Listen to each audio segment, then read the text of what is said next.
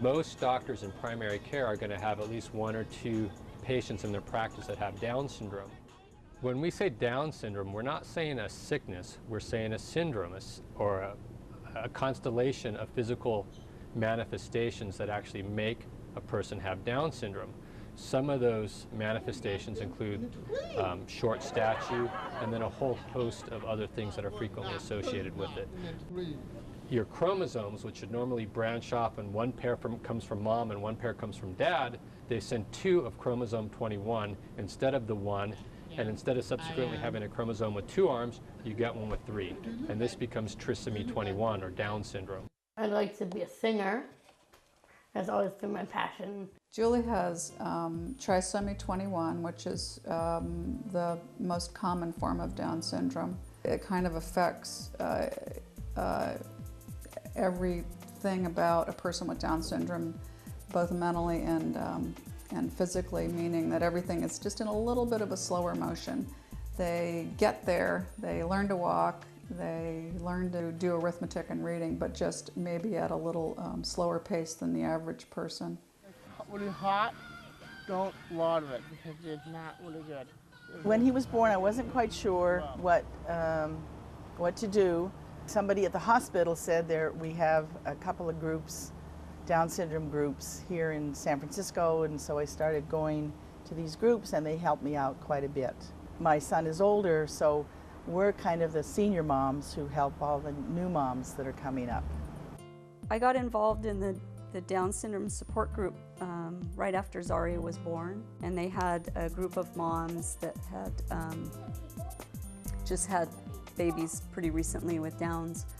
It was nice to have to know that there were other moms out there that were, about the same age as my child, and we were going through the same things together, and it was nice to have that support.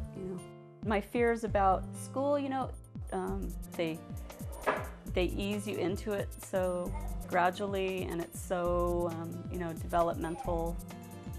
developmentally based that it seems like she was in school from the time she was probably 7 or 8 months old. In my classroom, we have students with a variety of special needs. We've worked with students with autism, with Down syndrome, cerebral palsy, pretty much a very wide spectrum of students. Some people who teach like to see great strides. I can really appreciate when somebody can just move a leg just a tiny bit, or when they learn how to zip up something by themselves. I'm working on everything from letter recognition all the way up to 5th and 6th grade reading material comprehension. We also do work training, cooking skills. We work on measuring, we work on money, we work on giving change back. And I draw on all of my teaching skills and all of my staff's teaching skills to, help them be more independent. Julie's been in a program since she graduated from high school called Transition, Sonoma County Office of Education Transition Program. It's designed to help young adults with developmental disabilities gain job skills. We have a family friend on board that now takes her shopping. I started working with Julie doing one-on-one in a classroom when she was in about 4th grade, and I worked with her for 5-6 years till she was a sophomore. About 6 months ago, her mom approached me to work with her on transition because Julie wants to move out and live on her own. So I'm working with her on shopping and banking and busing. She decides what she wants to have for a couple of meals and makes her list, and she's been doing her own shopping. She's doing a great job now. The one thing Julie's figured out is to become a bargain shopper, because she realizes now if you go for the more expensive items, then she runs out of money. So she's actually becoming a really good bargain shopper these days. One of Mark's favorite things to do is skipping. And now every evening he skips for about 45 minutes.